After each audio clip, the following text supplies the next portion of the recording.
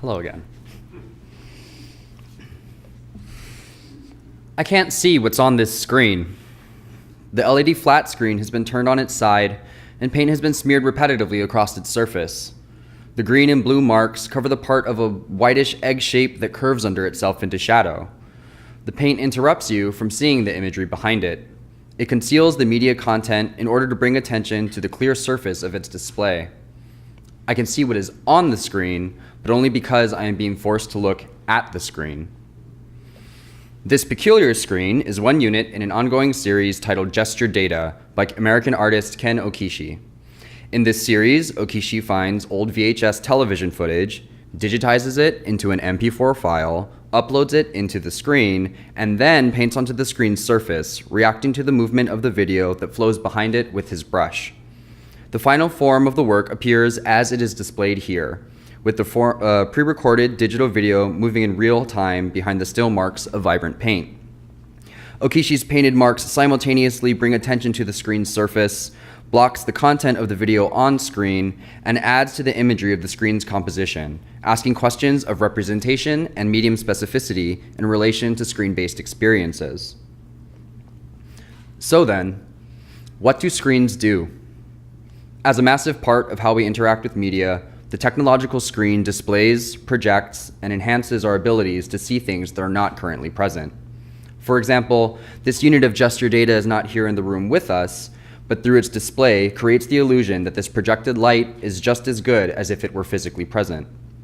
This assumption forsakes the materiality of the objects depicted in favor of their visual representation. But by emphasizing the differences between the included mediums, gesture data frames screen representation as a multisensorial, multimedia form predicated on those specificities being conflated into a singular simulated experience. When we consider the display of a screen as a type of visual system that automatically frames what is displayed within it as optimized through its presentation, the role of the screen becomes more complex than a simple display device.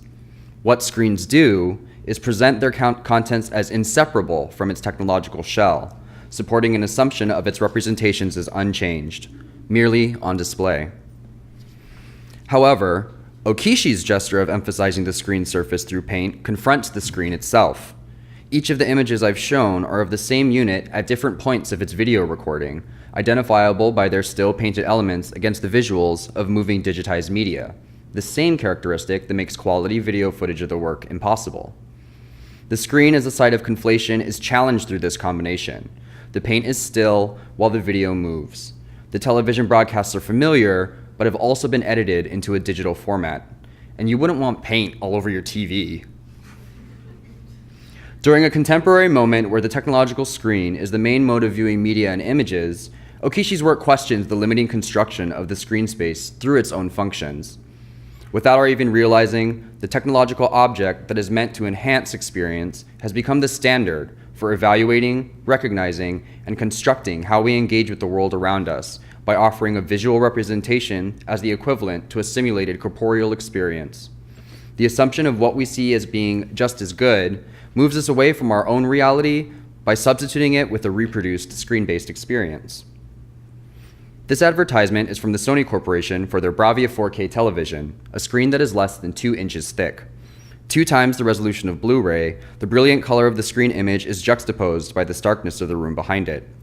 4K is the highest commercial resolution available, offering more vibrance and more detail than its bleak surroundings. Media scholar Lev Manovich refers to the hyperreal depiction as a synthetic reality or a fictional separate space dependent on us believing its depiction as real. When the camera moves and the screen demurely vanishes, its vibrant world becomes available to us exclusively through the screen. Seducing us with the magnificence of its reproductions, the 4K screen integrates itself into the real world, implying that what we see on screen is not just as good, but better than traditional forms of reproduction. It's very pretty. The coordination of the wind in the on-screen field and the wind that blows through the room implies that there is no boundary between the imagery on screen and the room that it stands in, simply because the television's frame is so thin. Cultural theorist Jean Baudrillard refers to the phenomena of a fictitious or believable copy of life as simulacra, or in other words, the adaptation of a synthetic or hyperreal media as reality. Within the constructed spaces of simulation, the necessity of determining falsity and truth is denied by emphasizing the possibility of the imaginary, or in this case, the synthetic imaginary, as real. Yet, when we compare the Bravia screen with the 2015 installation of Okishi's work, the fantasy of an integrated synthetic and physical space is undone when we consider the technological screen in an active role in describing and interacting with our environment. When the 4K screen appears as the only vivid image on a wall of black and white photographs, it refuses its own technological synthetic qualities through a likeness and triumph over traditional photography. In doing so, the Bravia screen attempts to hide its difference and separation from the environment it exists in. On the other hand, Okishi's work responds to its environment through the reflective surfaces and their messy dangling power cords, highlighting its physical presence in space. The complicated issue of Sony's fantasy is in its attempt to improve reality through simulation that leads to a denial of differentiation. If Sony wants us to believe that simulation can be the same as reality, Okishi's work explicitly opposes that assertion. Unlike the Bravia television that promotes an indifference of screen representations, gesture data assumes a role of ambiguity. It uses the rhetoric of screens and simulation to reactively question its own effects on our ability to recognize a difference between simulation and reality. The friction between still material paint and digital moving media hold a simultaneous position in Okishi's screen, resisting the seamless substitution between synthetic and real that other screen representations evoke. The marks of the screen on gesture data are not only the remnants of an artistic gesture, but additionally act as proof of a reaction to the simulation of technological screens that extends beyond the visual. Even when it mimics the orientation of a smartphone device, its likeness to other screen technologies point toward how the format of a screen is no longer just a visual experience, but a multisensorial one, incorporating sound, touch, movement in space, and even weight when we hold our devices. The awesome capability of current screen technology makes multisensorial simulacra possible, furthering the substitution of real experience for simulation. In the case of smart technologies, the simulation expands past the optic into the realm of the haptic. On the Apple Corporation's website, they refer to their new iPad Pro as a sight to be held. As we can see here, the boundary between the screen's frame and the visual image makes it unclear where the screen ends and the synthetic begins, fulfilling Apple's promise of being able to hold the media through their screen. The visual and tactile sensations that are reduced into the formal shape of an innocuous screen reifies the notion that media can be tangibly possessed, made physical, simulating a visual imaginary, but a haptic imaginary as well. The screen produces a multisensorial simulation better described as simulating experience, something Apple wants its consumer to believe can be achieved physically through the use of their products. In the video advertisement for the iPad Pro, a woman is seen using the device to enhance her stargazing experience. The representation on the iPad screen augments her vision of the night sky with extra information about the constellations she is seen viewing. As annotations show up on her screen, activated by her touch and movement of the device in real time, she becomes enthralled by the stunning clarity of the screen's display, as well as the ease of its interactive qualities.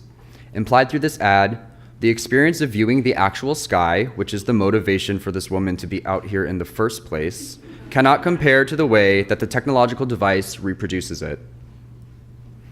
As the frame pulls back, it shows what the act of using this iPad looks like. We can see now how the screen is literally blocking her view of the sky, replacing the real-world experience with the synthetic, simulated one.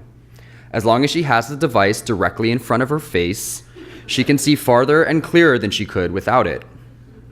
Apple does not showcase the iPad's ability to replicate and therefore exist in tandem with the real world, but how its simulation completely removes and replaces the corporeal experience.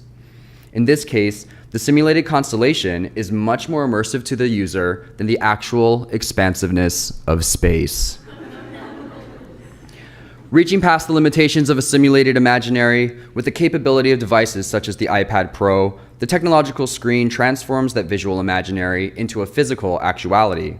The hyper-realistic expectations of the physical world constructed by these commercial screens are actively changing how we engage with the world around us. Gesture data posits a refusal of the concept of replacing reality with a technological screen. Unable to manipulate the control and control the media that flows behind the paint and has already been contained within the device, the trace of Okishi's brush depicts the fallacy of engagement that a screen suggests. Not only does the technological screen conflate the media it depicts to its form, but it also conflates synthetic realities with a simulated tactile interaction. Between Okishi, Sony, and Apple, the screen devices provide different functions that all somehow play into the fantasy of simulation, that digital synthetic realities are obtainable and susceptible to our physical manipulations. To ignore the screen's role in how it affects our larger concept of vision and experience complies with the fantasy of forsaking the corporeal or lived experience in favor of an improved synthetic one. Yet, Okishi's work makes these effects visible, and in doing so, reveals the failings of the synthetic fantasy promised to us by commercial screens. So then, what do screens do? The technological screen operates as a display that allows for synthetic realities to become tangible simulations. It conflates the imaginary with the actual in order to act as a mediator between the world around us and a yet unrealized digital utopia. As a specific device with seemingly endless capabilities, to be invested and distracted by its strengths ignores its boundaries. If the technological device replaces reality with simulation, then our reality becomes as limited as the technologies we use to engage it, erecting conceptual barriers around how anyone is able to define their experience, constructed, maintained, and controlled by the limitations and projections of the technological device. While maintaining the shape of a screen, the simulated screen experience extends past singular issues of media, digital formats, or representation. If their contents are truly a sight to be held, then we must be aware of what effects that simulated gesture has on how we can assess the boundary between synthetic data and lived experience. Thank you.